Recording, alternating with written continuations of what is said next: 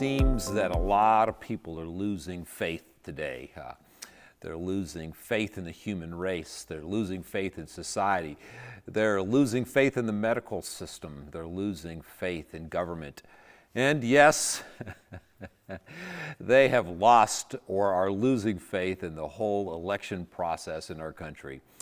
But I want to talk to you today about a faith that does not come and go, a faith that's not based on our circumstances, a faith that isn't based on how we feel, but is a faith that's rooted in the very plan of God, a faith that's given as a precious, precious gift.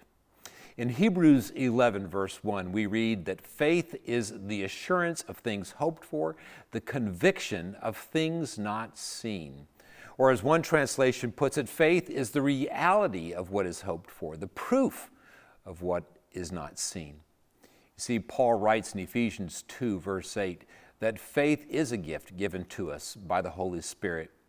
And we need that faith because the Holy Spirit also makes us aware of the fact that we live in a broken world. We live in a world that we can't have faith in. We live in a world that is indeed quite hopeless. But in the middle of this hopeless world that's been contaminated and broken by sin, God so graciously reached down and brought us a better plan, and that plan was given to us through the finished work of His Son, Jesus Christ. You see, faith is a conviction of something that we hoped for. It is by faith that we have a confidence that the gospel is true, that the eternal things that we hope for or that are hoped for truly exist, even though we can't physically see them. We realize that there's something beyond our physical comprehension. Paul writes of this. He writes of this hope in Ephesians chapter 8, verses 23 and 24. For in this hope we are saved. Now hope that is seen is not hope. For who hopes for what they already see? But if we hope for what we do not see, we wait for it with patience. See, we're hoping in something that we can't physically see, but it has been made a reality in our own hearts and by the work of the Holy Spirit. Paul writes in 2 Corinthians chapter 4, verses 17 and 18, for this light momentary affliction is preparing for us an eternal weight of glory beyond all comparison, as we look not to the things that are seen, but to the things that are unseen. For the things that are seen are transient, but the things that are unseen are eternal. That is the hope that we have.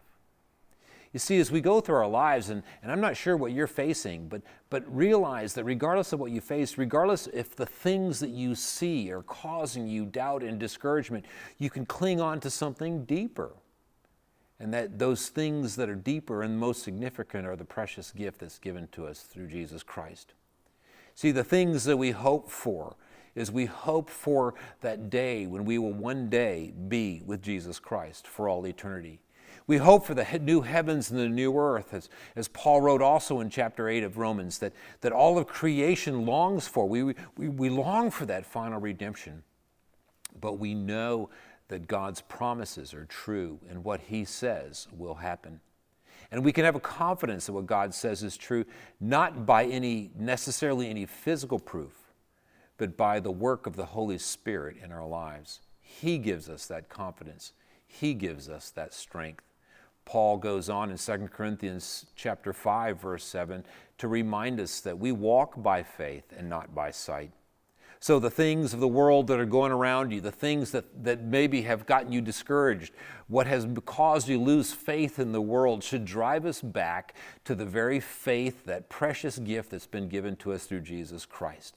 A faith that we walk by, a faith that we can have confidence in because it's rooted in the hands of an almighty and a sovereign God.